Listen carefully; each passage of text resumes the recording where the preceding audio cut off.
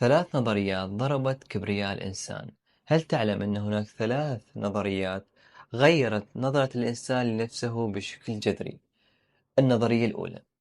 النظرية الأولى تأتي من نيكولاس كوبرنيكوس في القرن السادس عشر، مشيرا إلى أن الأرض ليست مركز الكون، بل تدور حول الشمس مع باقي الكواكب.